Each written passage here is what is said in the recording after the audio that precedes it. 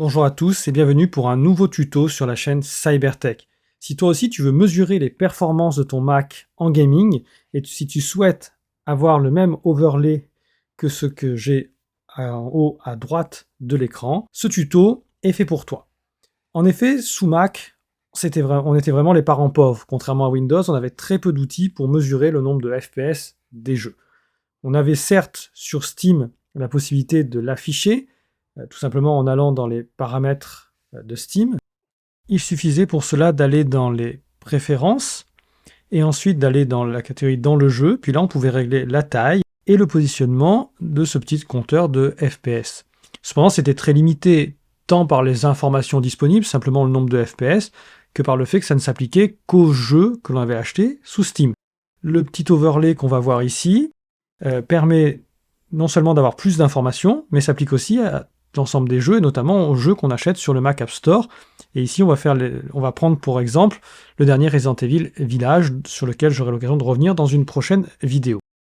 Alors, premier prérequis, il nous faut absolument avoir une installation sous macOS Ventura, c'est-à-dire le dernier système d'Apple. Si vous avez un système antérieur, ça ne fonctionnera pas.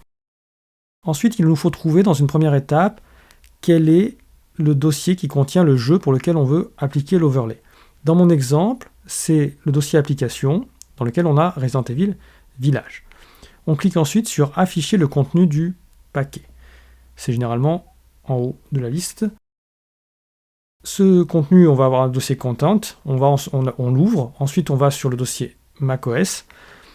On fait ensuite ajouter un nouveau terminal au dossier. La fenêtre terminal s'ouvre et là il va falloir entrer une ligne de commande. Alors il faut taper export espace mtl underscore uhd underscore enable égale 1.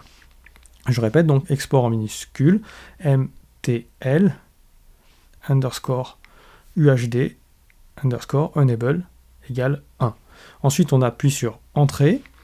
Et dans une deuxième ligne, il faut faire un point, un slash, et on appuie sur la touche Tab. Et cela va permettre ainsi de lancer le jeu directement avec l'overlay.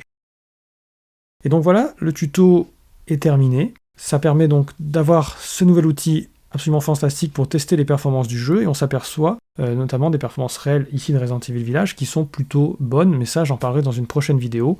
Je suis content d'être revenu, j'espère que cette vidéo vous aura plu, j'étais longtemps absent à cause d'un accident. Maintenant je vais être à nouveau plus actif sur la chaîne, n'hésitez pas à vous abonner, à me faire part de vos commentaires, c'est toujours avec grand plaisir que je les lis. Et merci aux presque 1500 personnes qui sont abonnées à la chaîne. Merci à tous et à bientôt sur la chaîne Cybertech.